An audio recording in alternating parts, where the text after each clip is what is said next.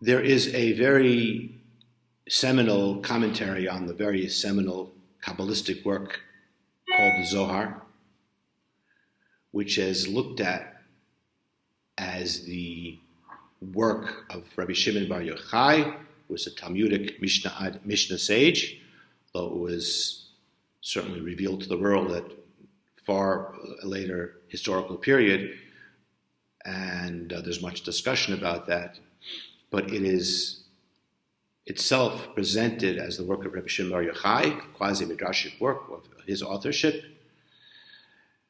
and that is considered authentic by both Hasidic and as well as Misnagdic. So both the Vilna Gaon and all the Hasidic masters consider the Zohar as authentically traceable to Rabbi Shimon Bar Yochai. Anyway, there's many commentaries. Many of them emerged from the Sephardic school of mystics led by Yitzchak Luria. The most famous was Shlomo Alkabetz, the composer of the melody of the poem Lechadodi, which we say every Friday night. There is another sage, and his name was Moshe Zakut, or Moshe Zakuto. There's two ways that his name is written. He came from a family of Marranos that escaped Spain, settled in Amsterdam, as so many did, and became a huge scholar in both legal and mystical areas of the Torah. He studied Kabbalah with someone named Binyamin Halevi, who was a student of Chaim Vital. Chaim Vital, in turn, was the main student of the Rizal.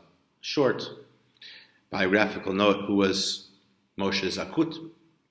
He wrote the Ramaz on the Zohar, and he comments on milk and meat.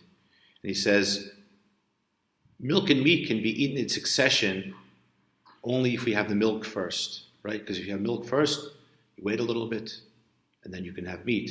If you have meat first, you can't just wait a little bit. It's a long wait. Now it's customary to wait between 3 and 6 hours. And he explains, according to the principle of Tatagavar, that in the stomach, the first thing there is the milk. And that is lower, so to speak. After that, we then put it in, so to speak, by consuming the meat. And because the milk is dominant, it is permitted. And he explains it in esoteric terms. Based on the principle, and here I invoke the opening anecdote again, that milk represents chesed, which is loving kindness and giving and nurture, and meat represents gevurah, which is judgment, strictness, discipline. By the way, these are the two general poles of divine and human attributes and building blocks of creation. It is not one good and not bad. They are both on the side of sanctity, and however, they both also exist on the side of evil and impurity, because there has to be free choice in the world. But now we speak about them as they exist as attributes which are positive. We know that both love, giving, and withholding are both needed. And so, of course, the question arises, which one should be dominant? We know that always giving is not good. We need to make judgments sometime, what is required, and there's many examples of this.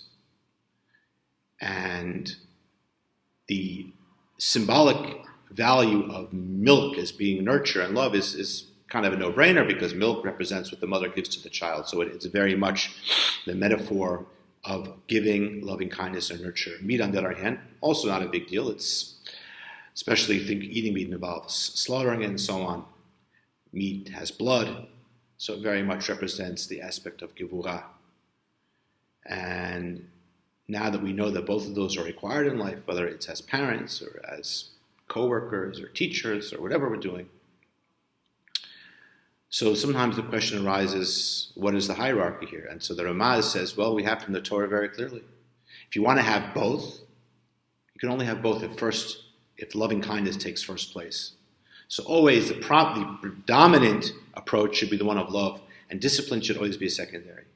And incidentally, this is also brought out in a very famous Talmudic saying, which is oft quoted. It says, a person should always be bringing close with his right hand and pushing away with his left hand. The right hand being, of course, the strong hand, left hand being the weaker hand. The idea being that even when there are situations where we need to push away a little bit, we need to create some distance in order to bring out a certain point. So the pushing away should be being done with the weak hand. And we should always actually at the same time bringing close to us. And not only bringing close to us the same individual that we sometimes have to distance a little bit, but it should be done with a strong hand so the person understands the primary attribute that we want to bring out is the one of love and kindness, and that the discipline is secondary to that because it is sometimes necessary and unavoidable. So we see, first of all, a fantastic lesson in life, difficult to apply, but not impossible. And at the same time, we see this idea which I brought up before, that even in a mitzvah, which is a chok, we can find something which is mishpat-like, which is something which can be taught to us, especially when we go to the mystical and esoteric level. And in some sense, we discover that this relationship between the exoteric, the more superficial aspect of Torah, or legalistic, and the inner, mystical one, is a very intimate relationship, and indeed sometimes the two are inseparable. And I'd like to illustrate that point with another story, which is a true story that I heard from the person that happened to, a rabbi in Brooklyn. And he discovered there was a group of Israelis in Greenwich Village, which was traditionally the hippie area of New York. And they wanted to study Kabbalah. And they heard that Chabad rabbis know Kabbalah. And they asked him to teach their group of Kabbalah in Greenwich Village with one condition: no religion. They're not interested in religion. Stick to the Kabbalah without the religion. He still felt there would be value in doing this. He would establish rapport with them and perhaps the opportunity to teach them something besides Kabbalah would arise. They sat on the floor, he sat on a chair. And as one class concluded, one of the students asked, they were putting on coats, "Rabbi, I have a question. I always wanted to know, with the hamotzi, when we make the blessing on the bread, afterwards it's dipped 3 times in the salt. Why do we do that?" So the rabbi says, let me look into it. I'll mention it next week. I want to give an exact answer. Well, when they heard, wait a second, religion. That's the R word, we don't have that here. Then they decided, it won't do any harm. So the rabbi went and researched this and discovered in a variety of sources that, in fact, the halacha, or the custom of dipping it 3 times, is purely rooted in the Kabbalah. So they're going to love this. On the one hand, they're going to see that the Kabbalah is something important, but he'll be able to demonstrate that separating Kabbalah from our acts in fulfilling what God wants, and customs, traditions, and mitzvot, this is an artificial divorce that can't happen. And he came back and explained to him the following, which I think you'll also enjoy. The word for bread is lechem, lamed chet mem. The word for salt is melach, mem, lamed chet. The same 3 letters, just in different order. By the same token, they have the same numerical value, because every letter in Hebrew is also a number, and that number is, lamed is 30, chet is 8, mem is 40, so it's 78. Melech, of course, is the same. What is the difference? Lechem is something which gives us something. We eat it, it sustains us, and it's good tasting, it's sweet. Lechem is chesed, love. Melach, salt, is something we can't eat. It proves the indispensability. Without salt, salt is great, but only a little bit. So we have chesed and gvura, we have love, and we have justice and strictness. And these are both divine attributes, and we see this because 78 is 3 times 26, and 26 is the gematria, the numerical value of God's name, the so-called tetragrammaton, Yud, He, Vav, He. 10 plus 5 plus 6 plus 5 is 26.